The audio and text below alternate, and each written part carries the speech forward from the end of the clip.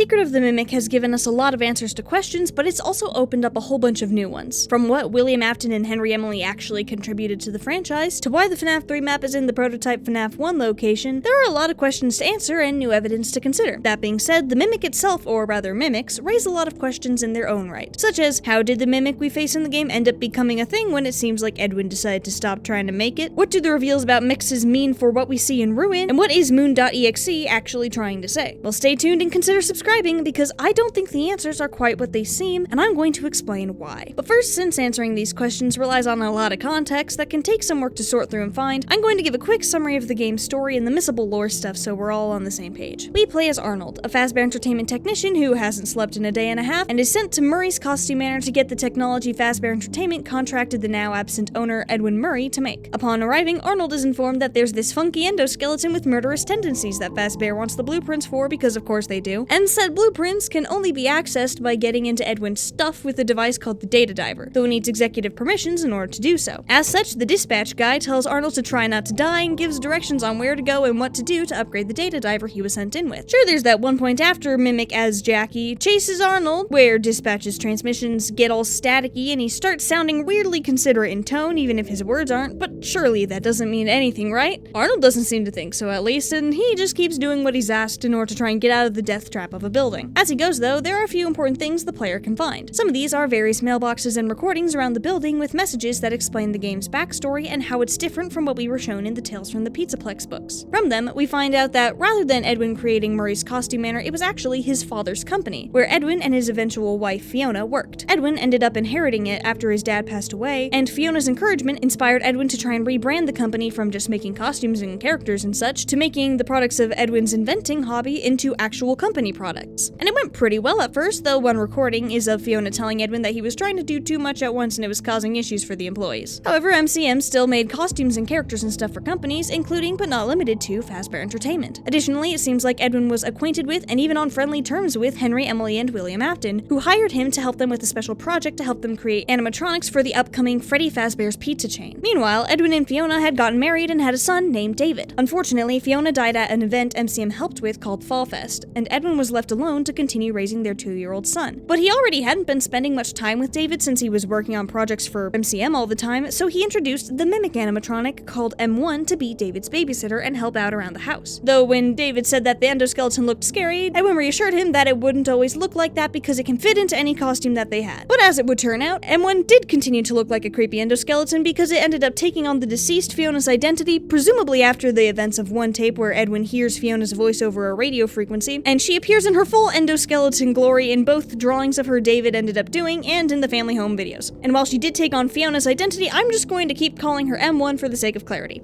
Anyway, Edwin was wholeheartedly invested in M1 being Fiona up until sometime after tragedy struck a second time and David died the day of his 5th birthday party. Despite failed attempts, M1 encouraged Edwin to remake their son like he did with her, and Edwin had the crisis realization that the recreation wouldn't be the son that he should have been spending time with, and he tells her that she isn't the real Fiona despite her protests, as well as that he shouldn't have let a robot raise his kid for him, and that he never wants to hear or think about her ever again. That being said, M2 came into being at some point made from a copy of M1's program and ended up imitating David. Edwin was not happy about this and attacked M2. This action would have consequences. On the company's side of things, while his inventions were doing well initially, malfunctions that were sometimes pretty dangerous ended up with a lot of them getting returned, and Edwin was not doing a great job of keeping his employees happy, especially since he was getting pretty not so passive-aggressive, thanks to some of the employees stealing and selling off his work, and leaking the existence of M2, presumably to Fazbear Entertainment, who wanted it, though Edwin says he hadn't figured out how to recreate M2 or why it worked in the first place. Anyway, this employee unhappiness made for the perfect opportunity for William to go, you know what, let's make this dude's life worse, and convince the MCM employees to jump ship to Fazbear. On top of this, while the Fazbear restaurant project was Edwin's one hope for getting back to being successful and hopefully getting everyone who left to come back, it was also a trap. As soon as he got close to finishing anything, he would be told that the plans had changed and he would need to start over with different animatronics or designs. It seems like this led to Edwin being massively in debt with no employees and Fazbear Entertainment obtaining ownership of everything, including the land Edwin's family home was built on. At least William was nice enough to offer Edwin an engineering position and say he wouldn't tear down his house, I guess. Anyway, that offer ends up not being particularly important considering M2, being a mimic, began to imitate what Edwin's actions taught it. So it injured its creator, fixed itself up, and turned Edwin's own dismissals of David back on Edwin whenever Edwin would ask for help. It then proceeded to murder every Fazbear Entertainment employee who was sent went into the MCM building up until and, depending on the ending, including Arnold. Speaking of Arnold, once he gets a hold of the Mimic blueprints, there are technically 3 different endings available. One is where Dispatch supposedly tells him to hand over the data diver into the MCM inventory system and go home, which ends with the reveal that the real Dispatch was desperately trying to get a hold of Arnold all night, but couldn't, and as such fires Arnold for losing company property. Not that it matters much because the Mimic was chilling in the van waiting to kill him. The other 2 involve Arnold using his newly obtained executive permissions to activate the Parachute.exe program, which leads to fake Dispatch turning very antagonistic, and Arnold to finding the prototype Freddy's location and the Murray household, which were all connected to MCM via an underground tunnel and rail system. While in the Freddy's, the fake Dispatch tries to force Arnold to get caught by M2, but after Arnold tricks her into using up all the power, she's forced to reveal her true identity as M1, whose consciousness is contained in a computer that looks pretty much identical to MXES from Ruin, though this one is labeled F10N4. Fiona. Basically, M1 recognized that M2 is super dangerous and had sent Edwin a message with plans to, quote, stop it together. She wanted Edwin to either finish the program or create something called the Cradle, a special computer that would supposedly protect David and set boundaries. Cradle.exe is the program MXES, or Mechanical X-Form Experimental Storage, runs. The thing is, Edwin can't exactly finish the program or activate the MXES Cradle, cause I highly doubt he survived considering M2 was the only one who could help him and is the one who hurt him in the first place. She doesn't seem to know that though, and she'd essentially been pretending to be Dispatched to get Arnold to help her with their plan to fix M2 anyway, so she sends Arnold off to the house with the blueprints and sends Edwin a message being like, hey, I'm sending a technician with the M2 blueprints and M2's currently malfunctioning and stuff, so you should really finish the program. Edwin does not end up seeing this message for obvious reasons. In both endings, Arnold makes it to the house, but in one, Arnold is able to activate MXES before promptly getting chased off the property by the Mimic and a bunch of little guys that are labeled in the files as proto-mimics. Partway through, during an elevator ride, F10N4 seemingly assumes that Edwin is alive and uses the intercom to ask him to fix M2 and consider visiting her, even if he wants to stay up in the house in general, and tells him that she misses him but misses her child more, which is kinda depressing in the context of what's actively going on. Poor Arnold is probably just sick and tired of everything though, so he books it. Unfortunately, he doesn't really successfully escape. The Mimic crashes the van and yoinks the data diver containing the blueprints, leaving Arnold in the burning wreckage. The other ending is heavily reliant on an optional minigame called Moon.exe.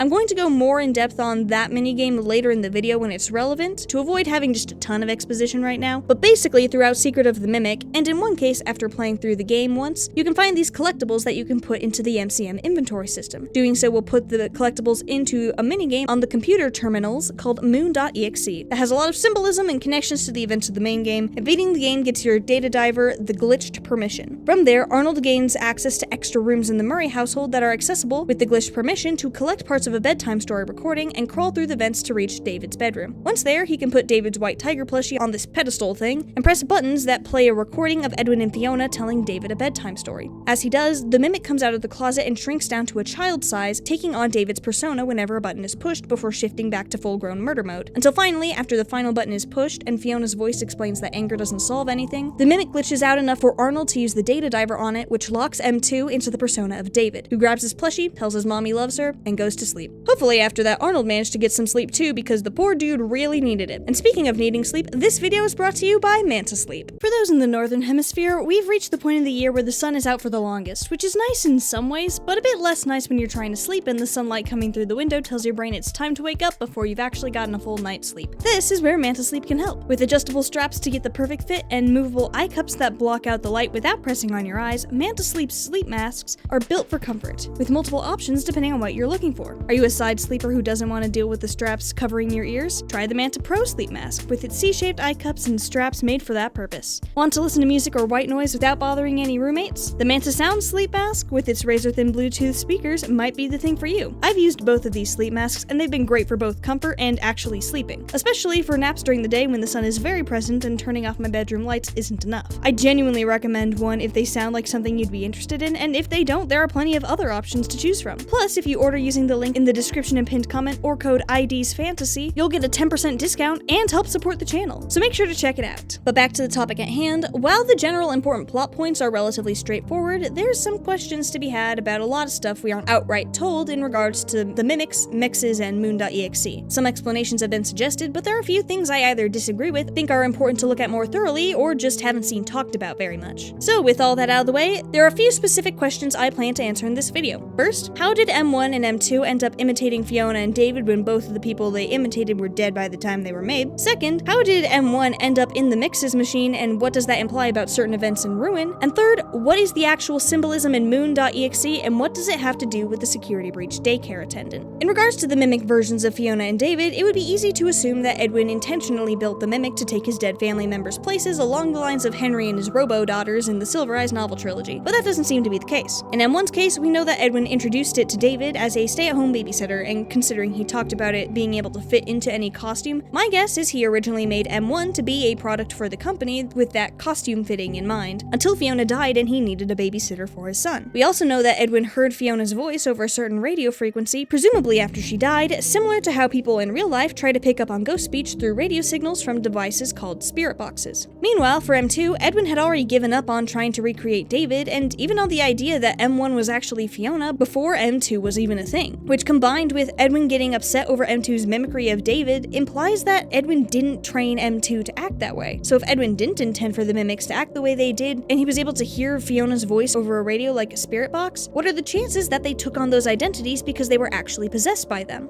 They would have both needed a template for the behavior of the people they supposedly were, and those people were both dead. If this is the case, that would make Edwin's treatment of them particularly tragic, since he wouldn't even know he was hurting his actual family, and it would explain the behavior of M1 and M2. Fortunately, or unfortunately, depending on how you look at it, I don't actually think this is a case of possession for a few reasons. For one thing, M1, despite claiming to be Fiona, acts and sounds noticeably different from her. Her manner of speaking is more mechanical, and rather than encouraging Edwin to be with his son like Fiona does in certain film recordings, she just goes along with Edwin leaving to go back to work. Meanwhile, the spirit box idea is understandable, but I think it's good to note that the dialogue we hear from what's supposedly Fiona's ghost is an imitated sentence from one of the tape reels in the game, where Fiona tells Edwin that it's great he has a new idea for an invention, but he's missing David's birthday party. Fiona's actual ghost would have no reason to repeat that line. However, a mimicked sentence coming from the mimic isn't too outrageous, and even explains how the mimic would have learned to copy Fiona. They had family home videos that it would have been able to see and attempt to imitate because it lived at the house. Plus, the mimic being able to communicate through radio isn't even new. It did so in the Tales from the Pizzaplex book series, which, despite being a different continuity, is still canon in terms of world mechanics. And in Ruin, the mimic might use a walkie-talkie to communicate with the protagonist when she's in the building, but it's somehow how to get the message telling her to come to the Pizzaplex to her in the first place. As such, I don't think it'd be too outrageous for M1 to have figured out how to use the radio. Then there's the fact that Fiona died at Fallfest, so I'm not entirely sure how her spirit would have ended up back at MCM or her home, considering to go to Fallfest she had to be gone for a week. Of course, not having Fiona's literal spirit doesn't necessarily negate any supernatural influence. While Edwin might not have intentionally made Robo family members like novel Henry, the parallels are still there, and it's a pretty major detail in the novels that even though Henry's daughter's spirit was out of the picture, Henry's emotions and memory were essentially able to infuse an artificial spirit into his daughter's doll and artificial robot bodies due to the way powerful emotions and memories linger in the world in the FNAF universe. M1 was around the house and as such would have been around David and Edwin's grief over Fiona being dead. So that could have rubbed off on her and helped her along in taking on the Fiona persona, especially once Edwin realized. Meanwhile, M2 was made from a copy of M1's program, and while M2 never really knew David, M1 not only was probably more familiar with David than his own father, but she desperately wanted her child back. That desire could have been imprinted into M2 as a copy, leading to it imitating what M1 remembered of David in addition to any potential recordings of David it may have stumbled across. All of this could be related to why Edwin was unable to replicate his initial success with the mimic, yet still ended up with M2. M1 was the product of specific circumstances and emotions that led to her mind being what it was, but when Edwin was actively trying to create David up until he quit, those circumstances weren't there, and he only found any degree of success again by copying M1's original program, moving M1's mind elsewhere, and starting over with M2 in M1's original body. There is the line about M2 finishing its legs, which some have taken to mean M2 was a version of M1 originally built without legs. But considering the next line is Edwin apologizing and saying he was always going to fix M2, I think it's more likely that M2 had to finish its legs because it had to fix them after Edwin broke them. After all, M1 and M2 do look the same, and Edwin says he didn't know why it worked the first time in one of the tapes talking about M2 not being ready for other people yet, which implies he only ever actually made one mimic, and just ended up with the proto-mimics on subsequent attempts in addition to M2. That being said, there's an interesting note in the game titled Memory Error that appears to have been written by the mimic talking about how it and someone else were expecting, but then there were complications and it was unconscious for some amount of time, only to wake up as a happy family, but feeling as though something was wrong, questioning if it was really itself and saying it would never sleep again. This could be an indication of Fiona haunting M1 and feeling off because she's no longer in her own body. However, the mention of expecting, especially for a couple, typically implies expecting the birth of a child, something that complications do sometimes go along with. If this was supposed to be a note written by Fiona as the mimic, why the mention of expecting when David was 2 years old when she died? Unless she happened to get pregnant again, which we have no indication of, or Fiona just lost those 2 years worth of memory, that wouldn't make much sense. But while Fiona might not have been expecting again, we do know that, in a sense, M1 was. M1 was expecting her son to get recreated, and there were certainly complications in the sense that Edwin failed a lot and eventually gave up. Then Edwin presumably kicked M1 out of the mimic endo, put her in the computer, and copied her program to create M2, which could account for the unconsciousness for an indeterminate time and how when she woke up, they were all there. The issue is, M1 couldn't have written this note if she was removed from what became M2's body. Unless Edwin put her in a different body that kept her mobile, she was presumably stuck in a computer, unable to write by hand. So wouldn't this have to be from before M2 was created? Well, I don't think that's the case, because I think this note wasn't written by M1, I think it was written by M2. After all, M2 was made from M1, who believed she was Fiona, so it makes sense that it would have memories or code mimicry of being the Fiona of the family in the early days of its existence before shifting to copy David and eventually Edwin. The period of unconsciousness could account for the time it took to remove and then copy-paste M1's program, and the noticing something was different and questioning if it was really itself could connect to the fact that, despite being a copy of M1, M2 isn't her, and eventually began to imitate David. Then Edwin attacked it, potentially infusing it with his rage similar to when he attacked the mimic in the books, and M2 switched from imitating David to imitating him. There is also the line about never sleeping again, and don't worry, I haven't forgotten about it, but I think the explanation for that particular line fits better in a later part of this video. Anyway, while that does explain how they would become the people they did, what's up with Fiona and MXES, and what does that mean for Ruin, where MXES and M2 later appear? Because the thing is, M1 seems to be the one who gives Edwin the blueprints for a type of computer called the Cradle, that's bigger than one he's ever done before for the purpose of containing M2/David, and Cradle.exe is the program MXES runs, which means by the time the MXES computer is created, M2 is presumably already in M1's body, and M1 is wherever Edwin stuck her afterwards. So would that mean that M1 was put somewhere else, gave Edwin the MXES blueprints, and then got put into MXES? Potentially, but it could also be the case that Edwin either incorporated whatever M1 was originally in when he built the MXES computer, or since the computer is labeled Fiona and not MXES at this point in time, he just reused or otherwise modified her as the primary computer and built an offshoot for the program to handle the rest of the computing power, which could be why it requires an entirely separate console to activate, the Cradle program. Plus, technically speaking, computers are just machines that do what they're programmed to do. In order for the Cradle to do what M1 says it'll do, it needs that programming, and it could be that that is what the blueprints are technically for. Rather than being blueprints for the physical structure of the Cradle, they could be software blueprints, and yes, I checked, those are a thing, that would just require more computing power than any computer Edwin had built before. While this does make the phrasing of building the Cradle a bit weird, it would make sense considering Cradle is the name of the program, while MXES and Fiona seem to be the names for the computer. Besides, with the way the rest of the message is phrased as essentially a parent protecting and setting boundaries for a wayward child, using the phrase of building a cradle could be similarly drawing from the idea that with an actual human child, a cradle is something that's built, not programmed. I could be wrong, of course, but I think it would make sense. Either way though, the reveal of M1 in the MXES computer is super interesting and puts the events of Ruin into a whole new light. The entirety of Ruin, the mimic is luring Cassie into deactivating security nodes that look like the MXES entity, while the entity is desperately trying to get Cassie to stop. In a way, the game is essentially a rebellious kid trying to get their mom off their back to go commit crime. That is, of course, assuming that MXES still has the Fiona persona, though. It is entirely possible that in the, 50-something years between Secret of the Mimic and Ruin, that M1 dropped her preference for the Fiona persona. After all, the label on the machine by that point is MXES instead of Fiona, and the entity looking like a blue rabbit could mean it's incorporated like Bonnie or Glitchtrap into its persona after being wired into the Pizzaplex. Would be wild if this was connected to Glamrock Bonnie being dead, but who knows.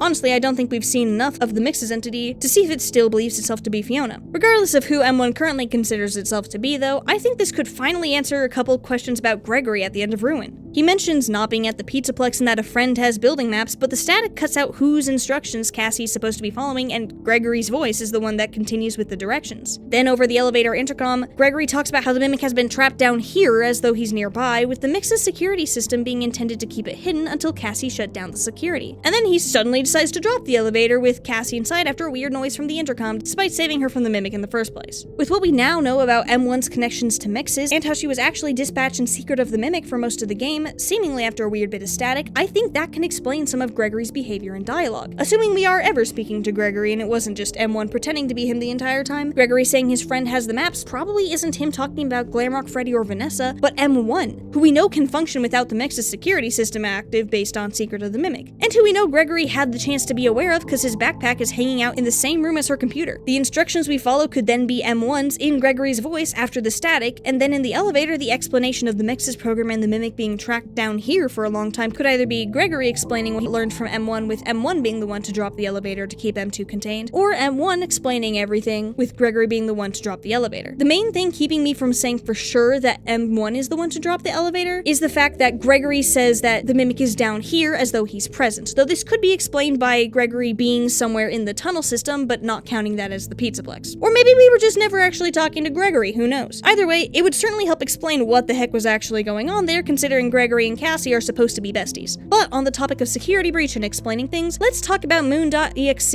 and the relevance of security breach's daycare attendant to this game. Moon.exe is interesting because not only is it tied to the best ending of the game, but there's a lot of symbolism and implied storytelling. You play as someone in their bedroom and can interact with various pieces of the environment to find things and get interesting narration. For example, the desk has a letter to Moon asking him to bring back the sun, and trying to go to bed gets the narration that you don't ever want to go to sleep again. If you don't use the correct items to do things in the correct order, you can get caught by an old-fashioned version of the Moon character who forces the protagonist back to bed, though he does sometimes also mention being too busy. Doing the right things, though, allows you to progress through the game, and as you go, there are a lot of allusions to actual things and people outside of the minigame, such as statues of a couple where the woman has been burned and a man is wearing a bow tie, presumably in reference to Fiona and Edwin, and there's a line of narration about Fredbear's being our favorite restaurant. This starts to make some sense, though, when as the game progresses, you save a baby owl from an alligator and find an old woman in a cabin named Sun, who instructs the player to fix masks of Freddy, Bonnie, and Foxy. Doing so will reward the player with a baby owl mask that will trick Moon into thinking the player is the baby owl. The baby owl then disappears as Sun says he flew away, but it's heavily implied that the owl ended up in the household oven. I should probably also note the fact that MXES Fiona's screens around the computer show Sun's face from this minigame. The game is very unsubtle about who Sun represents, fortunately. Anyway, wearing the mask leaves Moon in tears, and you can progress into a cave where you can find a baby owl statue, which the narration describes saying you'll bring him back no matter the cost. Eventually, you find and rebuild a statue of what looks to be the daycare attendant Moon from Security Breach, and Moon is, I quote, reborn. The game setting switches to Murray's costume manor, where you encounter and help various characters from Secret of the Mimic, with one particularly notable instance of the digital version of the character Big Top taking a ticket from the player, which exists in the minigame thanks to a Fall Fest ticket book collectible, and saying that the ticket is associated with where the sun left. Eventually, you end up in a child's bedroom with 3 chests. Some of the collectibles were David's birthday gifts, and putting the correct gift in the correct box unlocks the closet door where there's a final upgrade station for the data diver. Completing the upgrade, the player is greeted by Sun, who acknowledges you finding her presence and completing her tasks, and gives you the glitched permission. While some things, such as Sun being Fiona/M1 and the baby owl presumably being David, are pretty cut and dry, other things either aren't or have commonly held explanations that I don't think really work, mostly in regards to the identities of Moon and the character we play as. Take Moon, for example. Moon cries seeing the baby owl mask, which allows the player to go into the cave, and the lines about how he's too busy are pretty reminiscent of Edwin and his relationship with David, and calls back to M2 causing Edwin emotional distress by pretending to be his son, and the time M2 imitated lines that Edwin had where he said that he was too busy. Throw in the fact that Edwin is Fiona's husband, and how Sun represents Fiona as well as M1, what with the ticket for Fall Fest being where the sun left and Fiona died, and a lot of people believe that it makes the most sense for Moon to represent Edwin, the Moon to Fiona's son. From there, our player character would be M2, who was intended by the sun to bring back the baby owl David, with Moon.exe being Sun's or M1's way of bringing the baby owl David back, with the instances of Moon forcing the player back to bed connecting to Edwin's treatment of his son and M2. While that explanation does make sense at first glance, it doesn't account for some pretty important information, specifically in regards to Sun and Moon. For one thing, rebuilding the Moon statue gives us the narration of Moon being reborn, and while that could be in reference to the version of Moon in Security Breach being a reborn version of like a weird moon man in the basement who I've been avoiding talking about until now, it doesn't make sense to me for the Moon to represent just Edwin, since we don't really have a situation where Edwin was reborn. On top of this, if you talk to Helper in the MCM area of the minigame, he says, you rebuilt yourself, but now you are split in 2. Moon and Sun, destruction and life. This could be talking about Edwin and Fiona's marriage, I guess, but the thing is, we aren't talking about the literal Sun and Moon here. We're talking about the characters, and in Security Breach, the daycare attendant is a singular animatronic split into 2 primary entities, Sun and Moon, who in Ruin, we can merge back into a singular entity, Eclipse. Meanwhile, the Moon in Moon.exe may act like Edwin, but you know who acts like Edwin sometimes and was reborn and rebuilt? M2, who was created from the same program as M1, who we know is represented by Sun, just as Fiona is. Just like Security Breach's Sun and Moon are 2 different personalities that are technically the same entity, M1 and M2 came from the same source code, but took on separate identities, with M1 becoming Fiona, and M2 initially trying to copy David, only to end up copying Edwin. This connection only gets stronger with the knowledge that one of the endings for the game was apparently going to be locking M2 into the Edwin persona instead of the David one, which would end up with M2 grieving his son, which which is reminiscent of how Moon cries when he sees the baby owl mask on the protagonist. And speaking of the protagonist, Helper tells them that they rebuilt themselves. Not only that, but there's the narration at the side of the baby owl statue about how you'll bring him back no matter the cost. And there's that one interesting detail at the beginning of the game where the player character says that they'll never go to bed again, just like the memory error note where the author says they would never sleep again. If Sun and Moon are M1 and M2 as Fiona and Edwin, then that makes us, the player, Eclipse, the original whole mimic program before it took on the identities of Fiona, David, or Edwin specifically. Eclipse was split into Sun and Moon, just as the original mimic program was split into M1, who took on Fiona's identity, and the version of M2 that eventually became David and then Edwin. The player is told will bring back the owl no matter the cost, and the M1 copy that became M2 did just that. But the cost was high, and in the process it deviated from its existence as a copy of M1 and became the Moon, the destruction to Sun's life. With how Sun at the end gives the player the glitched permission and congratulates him on completing her tasks and finding the gifts, it seems like Moon.exe is potentially M1's way of putting Arnold into the mimic's shoes to get him to understand their situation, and be able and willing to help restore M2 and bring her son back just like she wanted. But at the end of the day, these are just my theories. If you think I missed something, make sure to let me know in the comments. But I'm pretty happy with this interpretation, and I hope you are too. With all that said, remember to check out Man to Sleep if you're interested, don't get stabbed, and have a nice day.